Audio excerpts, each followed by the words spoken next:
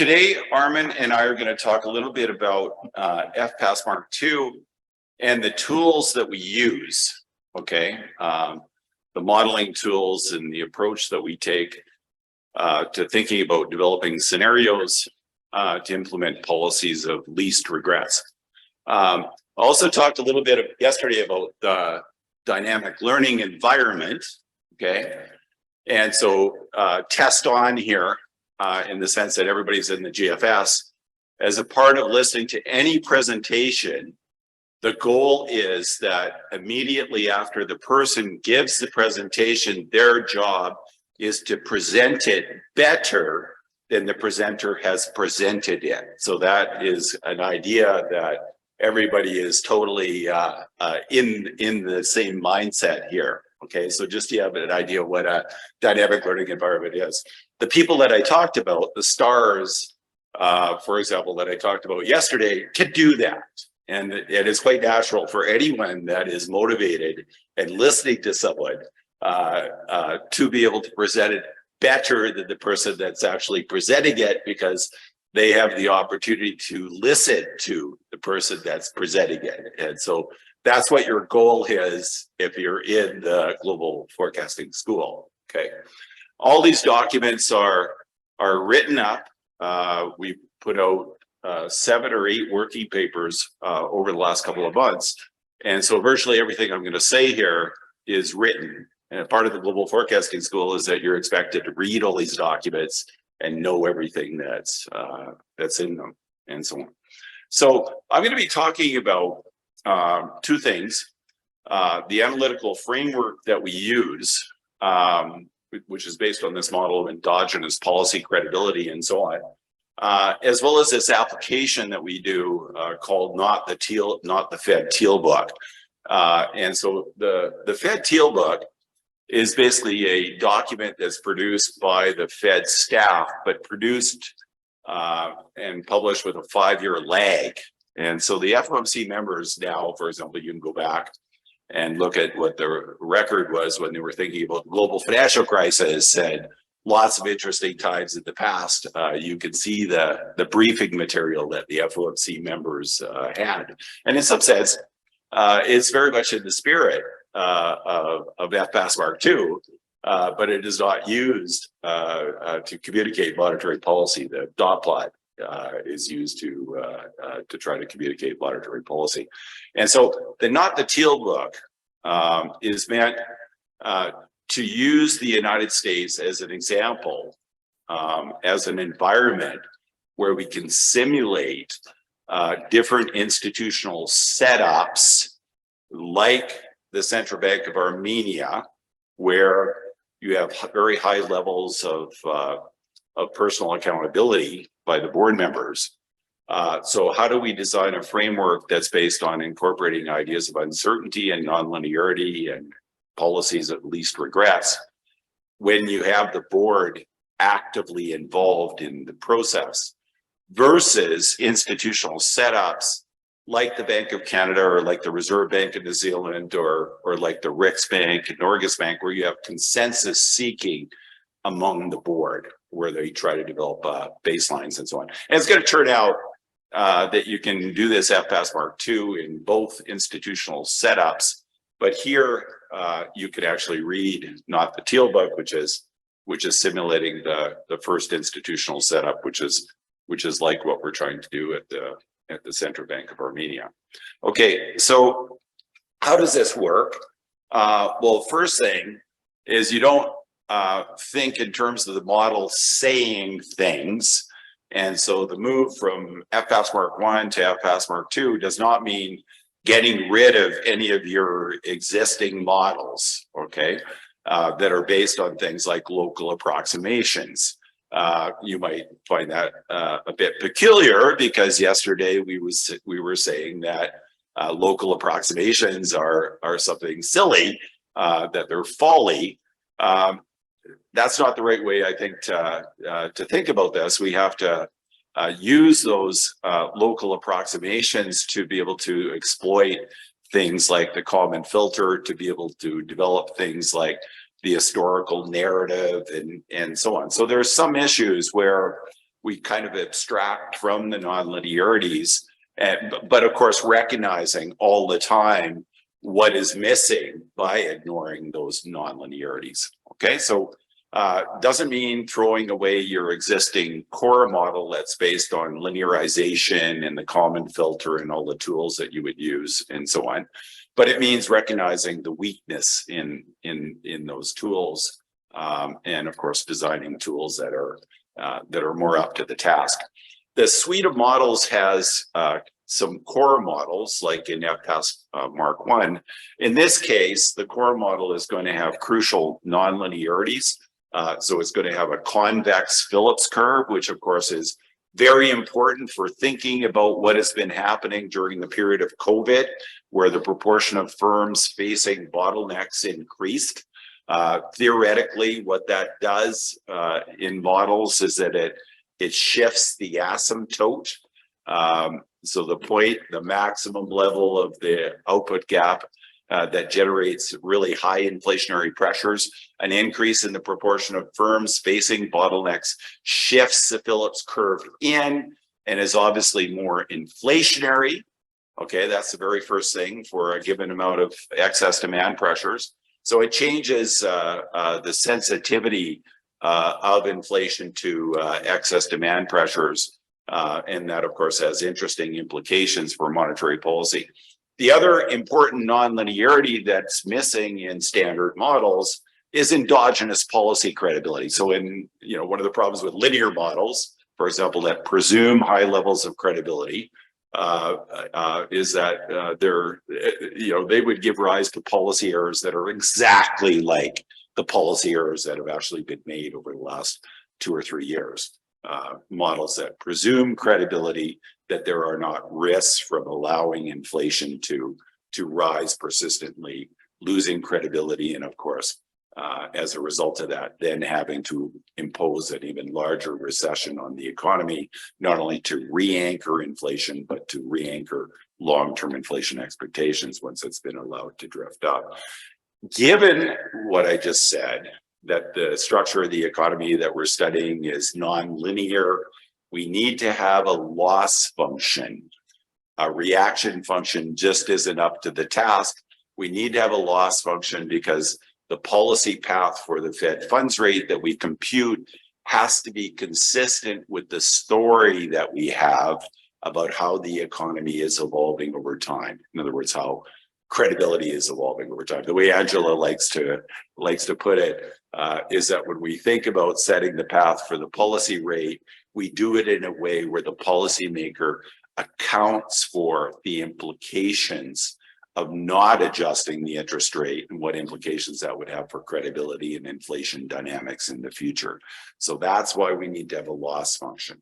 Okay, we need to provide information to the model to provide a path for the policy rate that incorporates all the nonlinearities and shocks and things that we're investigating. The way that we want you to think about this is not as a tool that tells you what the answer is. It's an analytical framework that allows you to study the policy implications of model uncertainty, parameter uncertainty, or shock uncertainty. On the right-hand side, we have a satellite of models that we also use to help construct the baseline forecast. This, I can't believe I just said that, but what do I have to pay? So in this particular exercise, okay, one of the things that we focused on, which actually Larry Summers just mentioned 2 days ago, you may recall that Larry Summers was the person, the intellectual leader that was pushing us to think about stagnation and the idea that maybe the equilibrium real interest rate had fallen to a very, very low level. And as a result of that, we needed to completely rethink the way that we think about policy. And obviously we had to think about guarding about the implications of the effect of a lower bound on interest rates. We might have to have a more expansionary fiscal policy. Obviously, if the interest rate's below the growth rate of the economy, we don't care about debt. We could just grow out of it. Well, 2 days ago, he gave a different view. His view now is that he's concerned that policymakers and people in financial markets may have been stuck in the old narrative that he was telling before, and that we may be moving into a world of a higher equilibrium real interest rate. So one of the things that we did for the latest version of Not the Teal Book was to reconsider what the equilibrium real short-term interest rate was. Okay, so in the Fed's dot plot, for example, they have an assumption of 0.5 for what the equilibrium real rate does in the long run. Okay, and one could make the case that that 0.5 should probably be higher. Okay, that the Fed might actually be slow to revise up that estimate. And if that's the case, that would be yet another reason why the Fed would be falling behind shifts in the curve. So if they're slow to revise up the equilibrium real rate, that would be another reason why they keep interest rates too low for too long. That would be consistent, as we show in Not the Teal Book, with a story that fiscal policy, the very, very high level of government debt that has been recorded since the global financial crisis, which has been about 20 percentage points, plus the additional 16 percentage points in global debt that's been accumulated since COVID, that massive increase in government debt, which was the largest in post-war history, that could have an effect on the global equilibrium real interest rate. And this is a point that that basically Summers pointed to in his interview 2 days ago. So as part of the preparation for Not the Teal Book, we pulled out some other models that in non-Ricardian models that allow us to study things with stock flow dimensions. We're going to be having Eric Leeper at the end of the day talk about fiscal models.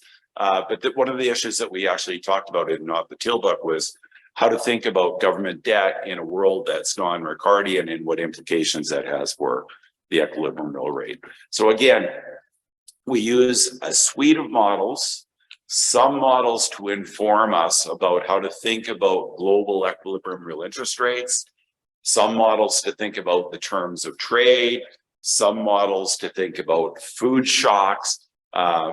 Those models are highly specialized. We don't try to put all that stuff in one model, because if we would try to do that, obviously, we wouldn't be able to get our forecast done in 28 days. And then, of course, experience the wonderful work-life balances that we're going to experience by working in terms of a suite of models versus trying to build one complete model. So, okay, no more baselines.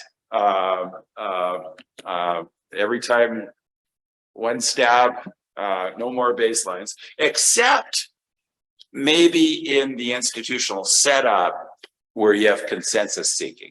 Okay, so we're actually going to talk about some situations where having a baseline, I hinted at it yesterday, going back to the summer of 2021, where you might have a baseline that had a low inflation trajectory, and you might have an alternative scenario that suggested that you were concerned about inflationary pressures being more persistent, or possibly be even hit by other shocks that are inflationary in the future. You'd have to worry about both in a model that had, for example, endogenous policy credibility.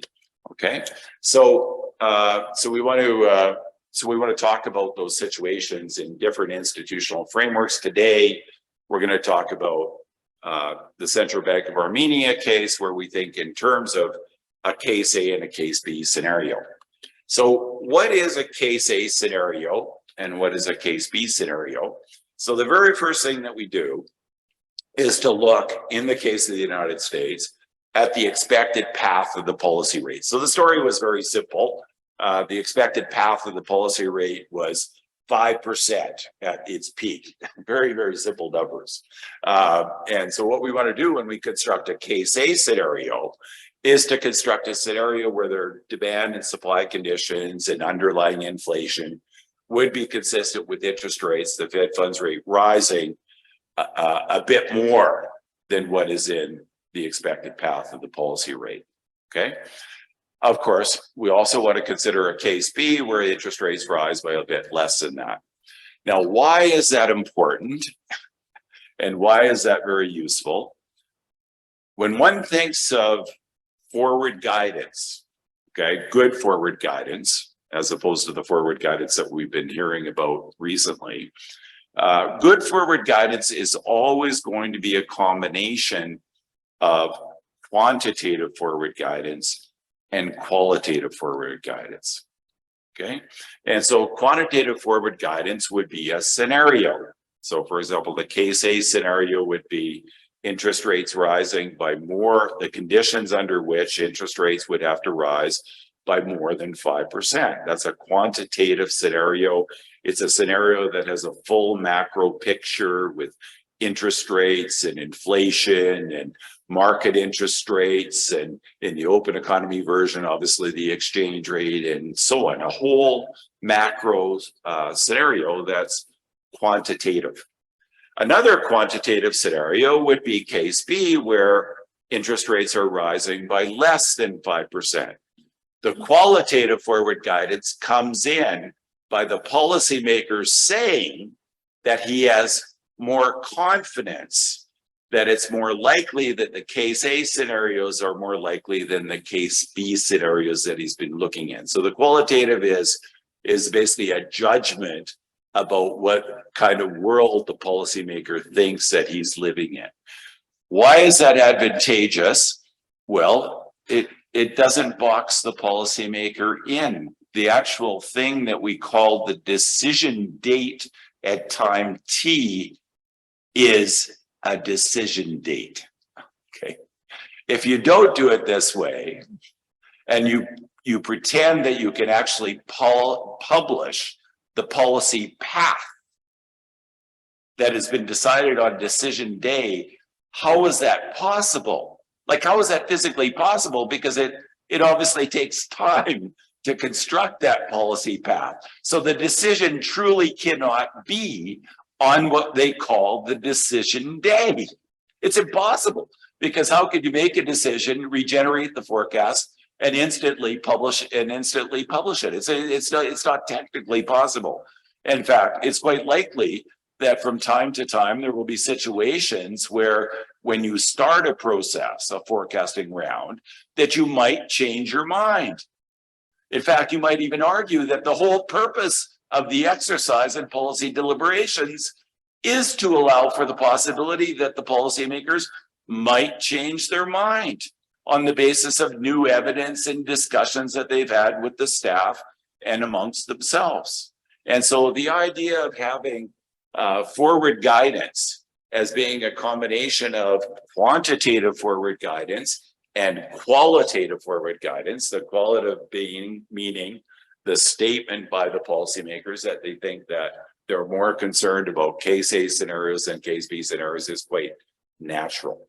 Now, if it were possible to get to the point where you could actually put probabilities on the scenarios, then that could also be quantitative. Okay, but that is I'm telling you, based on my experience, that is well beyond the grasp of any institution on this planet at this point. The idea of basically just sending a bunch of economists off to provide quantitative estimates of all of these different scenarios. That would be another form of folly. Okay, now that doesn't rule out the possibility that we might make some progress actually doing quantification of different probabilities of different scenarios.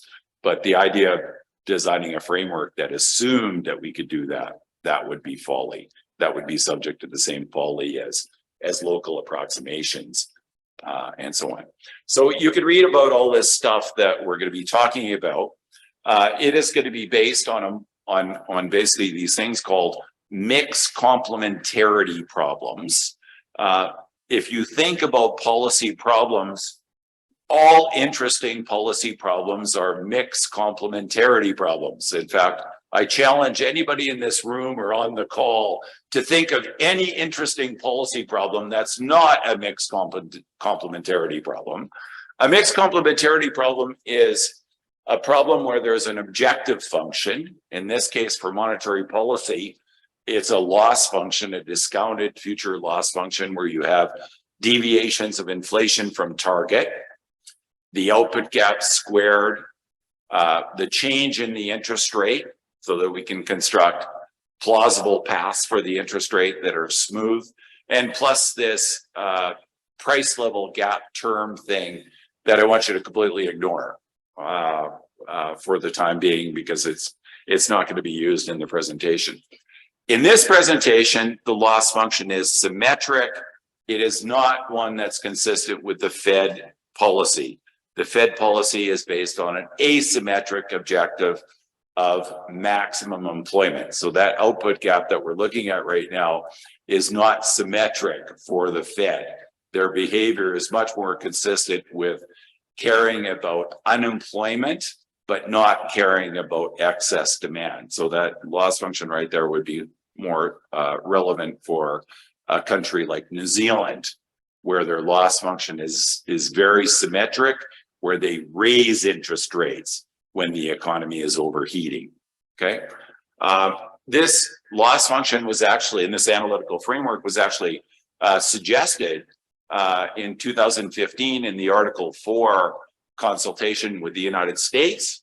The basic idea was that if the economy is running with some slack and inflation is below the target, that a policy that kept the Fed funds rate lower for longer would have two advantages. One is that in any scenario, that would mean lower real interest rates, because that would be consistent with inflation overshooting its target by a little bit, in other words, by 2.2.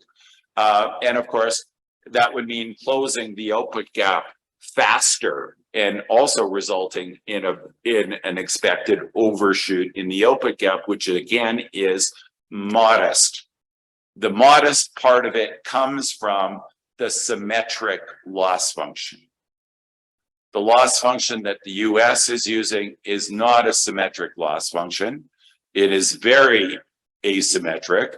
It is a loss function where they care only about negative output gaps and not positive output gaps. So this particular loss function is not going to give rise to modest overshooting. This particular loss function is going to give rise to much more serious overshooting, because you don't care about the output gaps overshooting. In the model, the calibration of the model is based on a small representation of FPAS adjusted after discussions with David Reifschneider, who thought that the FPAS transmission mechanism was too long. In other words, expected interest rates of high maturity influenced aggregate demand conditions, and he thought that the experiences going through the whole issue of large-scale asset purchases and the effects of the term premium and so on basically showed them that the expectational channel in the model was probably too long. So what we did here is we created a model where we have a measure of the long run real interest rate, which is a weighted average of short rates and longer term rates. But that weighted average isn't as long as what was in FPAS. So it's a bit shorter. It depends on 1 year rate, 3 year rates, 5 year rates, and in some version 10-year rates. The Phillips curve, we separate intrinsic versus expectational dynamics. This goes back to the philosophy of Mark I, that we want to separate out our expectational dynamics from the lags in the economy that might not be related to expectations, so that once we anchor the system, there still might be a little bit of inflation inertia left in the system. That is something that we observe in a lot of countries, that lagged inertia doesn't completely disappear. In the case of the United States, we calibrate that as 0.3 or 1 minus 0.7. So 0.7 of inflation is going to be really driven by underlying inflation expectations, or what we call the expectation of the year-on-year inflation rate 4 quarters into the future. We also have a nonlinear Phillips curve, in the sense that you can see that the output gap specification, we have this y hat minus 5 minus y hat. That 5 is the upper bound on the output gap, where we start to see major inflationary pressures. 0.1 is basically what the coefficient would be if you linearized the system with an output gap of 0. So it's a model that has a pretty flat Phillips curve that gets even flatter when you go into the region of excess unemployment or excess supply in the goods market. So this is the world of not only the flat Phillips curve, but the world of the super flat Phillips curve when you're in the region of excess supply, or in this graph, unemployment being above the narrow. So super flat Phillips curve, which of course is something that researchers have talked about during the period of since the global financial crisis. For example, Joe Gagnon has a recent paper that basically argues that the Phillips curve is much flatter over that period than over periods when the economy was experiencing excess demand and we had a much higher inflation rate. So you see on the left-hand side, we also have this convexity. So there's this minimum level of short-run unemployment. As we get close to that, we get more and more inflationary pressures. If you work this out in models with bottlenecks, you can think of that line, that minimum short-run unemployment rate line, as being related to the proportion of firms that are facing bottlenecks in the economy. So if you actually wanted to think of COVID, an interesting way of modeling COVID, you would think of that vertical asymptote shifting to the right. So that would be consistent with a theoretical story. Obviously, to think about policy, the problem that we have these policy errors right now is that people were working with analytical frameworks, either explicit models or implicitly in their judgment, that it presumed high levels of credibility. And so obviously we're going to back off that assumption and have a model of endogenous credibility, where credibility basically is a stock. And so this C variable CT is the stock of credibility at any point in time. It is to a large extent determined by past credibility. So there's a 1 minus 0.1 or a 0.9 on lag credibility. And then there's a small weight of 0.1 on what we call central bank performance. And so we're going to talk a little bit about how that central bank performance indicator is constructed in a minute here.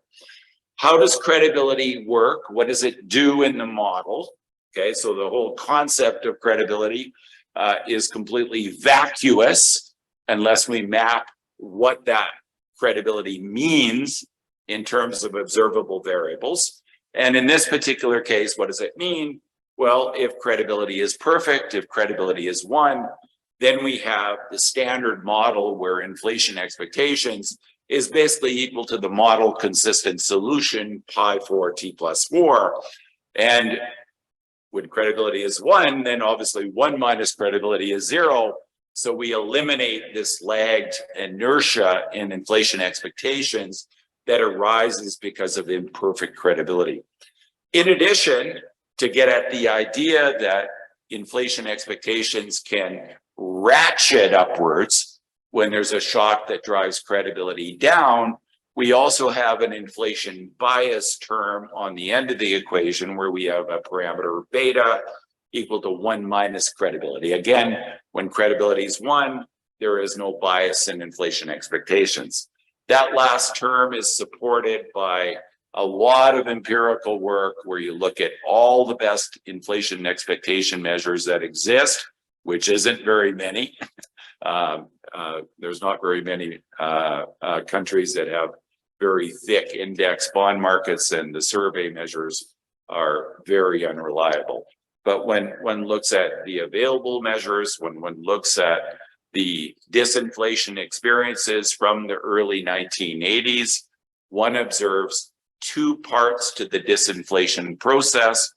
Part one is the output gaps, the large increases in unemployment that were necessary to bring inflation down. That was the first cost. The second cost was having a period of economic slack for a very long number of years until long-term inflation expectations were anchored, or until we basically eliminated this bias in inflation expectations. So what we're going to be doing here is we're going to be taking this model, minimizing this loss function. We have to come up with some views about what the state of demand conditions are, what underlying inflationary pressures are. What we do is based to a large extent on work by the Atlanta Fed, where they look at constructing measures of sticky price inflation. They produce a table with various measures of underlying inflation. You would be well served to delete every measure in that table of underlying inflation, except the sticky price measure, as well as the core PCE, which is the one that they express the targets in. The reason that we like the sticky price inflation measure is that it has a sensible economic concept. It is a measure of prices that are changed infrequently. And obviously, if you change prices infrequently, when you do have the opportunity to change your price, you're going to be changing it based on what you think underlying inflationary pressures are likely to be over the period that you're going to be setting that price. In addition to that, work by Anna Heat, who's sitting to my left, has improved the economic concept even further by stripping out traded goods prices. We know that obviously because of COVID, there was a big increase in transportation costs, and bottlenecks in other countries obviously drove prices of traded goods up to high levels. Unfortunately, in the Atlanta Fed's measure of sticky price, they include traded goods prices, and obviously because those prices have been rising quite rapidly during COVID. A good example in their measure would be furniture prices that are to a large extent imported from the rest of the world. Those furniture prices have been growing about 25%. Those prices will be coming down, have already started to come down. We don't want them to distort on the way up, and we don't want them to distort on the way down. And so as a result, our sticky price measure of inflation adjusts the Atlanta Feds a little bit by basically throwing out traded goods prices, which have been affected by these temporary factors. When you do that, you get a measure of underlying inflation that suggests that it's around 5%. It's a very, very simple story. There's uncertainty in how much that is. In other words, it could be somewhere between 4.5% and 5.5% at the moment. That would be a plausible range for how much underlying inflation could be. And then the question becomes, what is the output gap? So this is in the fourth quarter that we're looking at right now. I'm not sure if you noticed, but we had 2 consecutive quarters of negative output, the first quarter and the second quarter. However, when you look through those GDP numbers, another reason for not doing local approximations and putting observable variables being quarterly GDP is that quarterly GDP has a bunch of wiggles in it. And we've had some wiggles over the last couple of quarters, obviously because of the inventory cycle. When you look through that, you look at underlying sales, you look at underlying consumption, it hadn't really declined like what the GDP estimates were. And in addition to that, when you look at the monitoring now of the current quarter, it's strong. GDP now is actually over 3%. And so we're monitoring excess demand starting the situation off. Underlying inflation at 5, obviously we have to raise interest rates. Okay. Another critical assumption that I indicated was that our neutral rate is 1.5, not 0.5. Okay. So as a part of this process, we're obviously trying to lead what we think the future revisions in FOMC will be doing in the future. Okay. So what is the story? OPA cap starts off at 0.5. Underlying inflation is way above the target. The interest rate is below where it needs to go, in this case up to around 6%, to basically create this negative OPA gap, which accumulates to about minus 5%. So you can see that on the third column in the second row. And this is sufficient to push the unemployment rate above 6, okay, and bring inflation down and re-anchor the system, rebuild the credibility that was lost. Okay, so this is one scenario, okay, that a policymaker could be thinking about. Case B scenario would be one where we get this slowdown in economic activity. Could be from a number of sources. One could be weakness in Europe, which is in recession. More weakness in China. Underlying inflation might end up surprising on the low side. It's possible that as actual inflation comes down very strongly, that underlying inflation comes down with it. Not very likely in my mind, but it's possible. And as a result of that, case B, that type of scenario would be one where interest rates don't have to rise. In this case, they only have to rise up to 4. So you see the story here is really simple. 4, 5, 6. 5 in the market, a scenario where it might have to be 6, and a scenario where it might have to be 4. So now the policymaker looks at case A and case B, okay, and they decide on that day of the policy meeting, do they think that this case A scenario is more likely than the case B scenario? That's one way that they could explain their decision. If they did that, they could then explain their action, why they're raising the interest rate by how much they're raising it. They could give some indication through these quantitative scenarios by saying that, let's choose some language, for example. Let's suppose that they said that you think that the case A scenarios are significantly more likely than the case B scenarios. Well, over time, that would be interpreted by the market that the central bank probably wants interest rates to be higher, not a lot higher, but a little bit higher than what is in the market. But it's also saying that the central bank is not trying to target that interest rate. It's simply just saying that the policymaker's views about how he's thinking about the economy would suggest that the interest rate is likely going to be higher than what's in the market. Of course, after the policy decision is made, new data will come out. And what the policymaker wants is that when that new data comes out, that interest rates are adjusting in a way where the market is going through the thought process of what the policymaker is likely to do when they meet 8 times a year to actually do the policy. Okay, so this is the idea. Does everybody get the idea and understand why this is potentially much better than pretending that everybody is bought into a baseline by putting themselves into a situation of what Summers called a trap, where you tell people what your views are, you get the market to believe your views, and then you get in this very, very uncomfortable position because now you have to tell people that you were wrong. And the problem is that process of digesting that you were wrong can result in interest rates adjusting too slowly, and then obviously a situation where you're in today where you basically fallen behind shifts in the curve.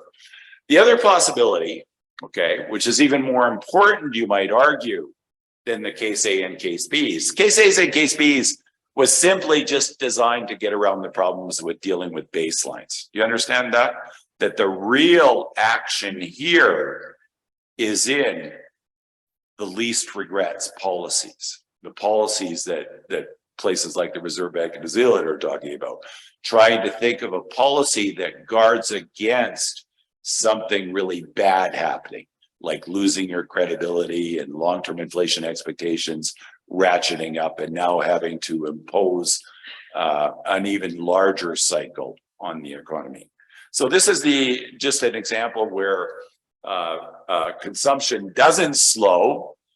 This is consistent with some of Merriam's work in the Global Forecasting School that shows that there's still room for consumption to grow at current asset prices with the very high level of asset prices, even though they've corrected significantly. Our old consumption functions that used to fit perfectly, they will continue to fit perfectly in the future if consumption was just a bit higher. And so one perspective of looking at the strength in the fourth quarter and possibly it being extended a little bit further into the future is that consumption remains strong because of high asset prices. Of course, asset prices could collapse, and that would be partly consistent with your case B scenario of not having to raise interest rates because asset prices would be doing most of the work. So this is an example where inflation expectations become more entrenched, credibility falls by more, and now you have to raise interest rates to 8% in this scenario to generate a negative output gap that accumulates to -6% and pushes the unemployment rate up to about 7%. So that's how this works in a nutshell. The pre-GFS students, their job as part of the dynamic learning environment, as part of the GFS, is to present this back to me today better than I've actually presented it to you today. That's what we call a dynamic learning environment, to check to see whether or not you truly understand what it is we're talking about.